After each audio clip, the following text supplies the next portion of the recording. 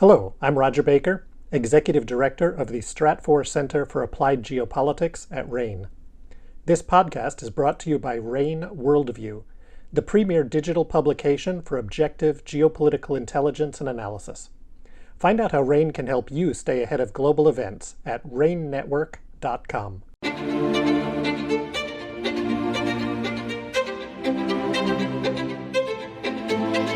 Welcome to RANE's Essential Geopolitics podcast, the Essential Geopolitics podcast, of course. I'm Emily Donahue, and I thank you for listening. This week we're taking a look at Bangladesh. The country was long considered a development success story in South Asia, but recent global events, from the pandemic to the war in Ukraine, have taken their toll. Joining me now is RANE's South Asia analyst, Ekta Raghuwanshi. Welcome to the show, Ekta. Hello, Emily. How are you? I'm great. It's great to have you along. Can we talk a little bit about Bangladesh and its economy today? How has what's going on outside the country, the global crisis, affected Bangladesh's economy? Well, yeah, unfortunately, the answer to that question would be yes. Like most of the countries in global south, the economic impacts of the conflict or the war in Ukraine have been felt far and wide. It's not very different for Bangladesh also. Bangladesh is a very heavily import dependent country that makes matters even worse for it. But I would like to highlight the point that you noted when you were introducing just Bangladesh about how it is understood to be a developmental success. Just to give a few remarks about that. Bangladesh was also struck by COVID like the whole world, and it had the economic impacts like slowing down exports, slowing down remittances. However, after COVID-19 pandemic subsided and after the vaccination in the country just was after the vaccination rates in the country were so high, it was able to open up, and there were the economic recovery that Bangladesh saw was really impressive. Also, just to make a comparison with its peers, like countries like Sri Lanka and Pakistan in the region, Bangladesh was way ahead in terms of all the economic parameters. But yes, of course, then came the global crisis due to the Russian war in Ukraine. And as I said, Bangladesh is heavily dependent on fuel, food imports, capital or machinery imports for its export industry. So it was heavily impacted by what's happening around it. The surge in fuel prices was, of course, the major one that has affected Bangladesh, like every other country in the global south, even in the north these days. Multiple problems in the economy, mostly the macroeconomic problems that we always highlight for all the countries. It started with the heavy, high current account deficit, right? Because it's just the bill grew. The foreign exchange reserves in Bangladesh also started declining, like most of the countries. Its important imports fell. Inflation like rose because of increasing fuel prices, increasing food prices. Currently, the inflation is like 7.5%, which is a 9-year high for the country. So, yes, the impacts are felt everywhere in all the homes. Local people, workers, everybody is feeling the pinch of just squeezed budgets in their homes. So, the global crisis is severely affecting the country. Well, Ekta, what is the government doing to overcome these problems? So the government in Bangladesh, I think, was pretty preemptive, proactive in its response from what I have seen, because it had the example of Sri Lanka in its very close periphery, and it did not want to go down Sri Lanka's path.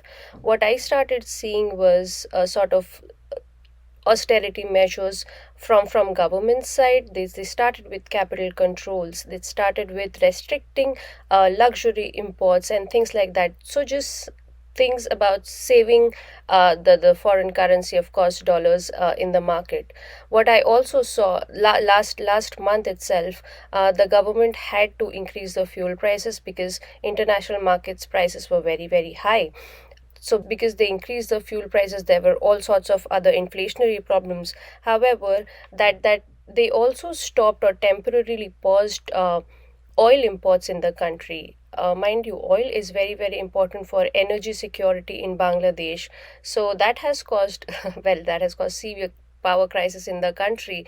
There are austerity measures related to that. Load shedding in the country is very, very rampant.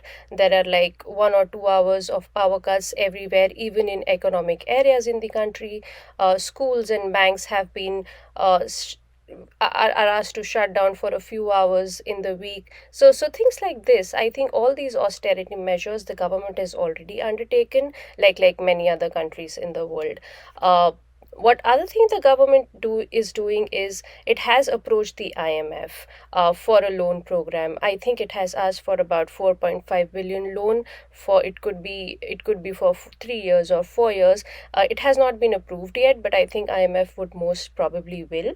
It has also approached other multilateral lending agencies like the ADB or World Bank for similar loan contracts. So the government in itself is trying to impose austerity measures, trying to serve whatever limited foreign exchange reserve it has, but has also gone to external sources and donors for help in managing just this crisis in itself.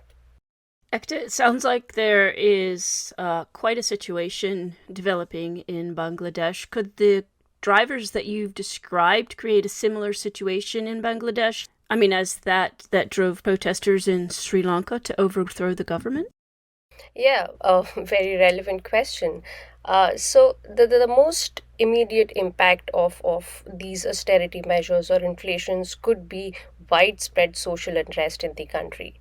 What is different in Bangladesh's cases from Pakistan or from Sri Lanka is the ruling party, that is the Awami League currently in power, is I think is pretty secure in its position.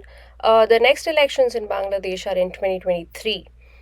So of course, if the situation, the global situation, global economic crisis continues till the elections, it would be a huge campaigning issue for the opposition party, and it could very well lead to a change in government, and which will be, mind you, which will be accompanied with very high level of violence, because Bangladesh does not have a good record during elections, during campaign. It's not all peace. So that is one thing that I would consider. But at this point, I think it is at a low risk of heavy or widespread political instability in the country, because Bangladesh is placed a little bit better than what Pakistan and what Sri Lanka are, and it is a little bit less prone to political instability, widespread political instability, if it's able to fix its problems. So we can see, of course, widespread protest. We can see the opposition party trying to galvanize the masses, the youth, and other groups against the government, against the price rises on everyday basis. But I think it will be translated into election campaigning, and it will be a big election issue, and if this continues, of course, we could see how things happen in elections, but I do not think proactively there will be a government resignation or something like that.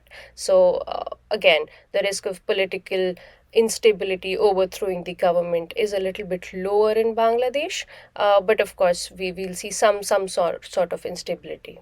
Ekta, thank you so much. That's certainly something to watch. It is. Thank you. Ekta Raghuwanshi is a geopolitical analyst with RANE, and she focuses on South Asia.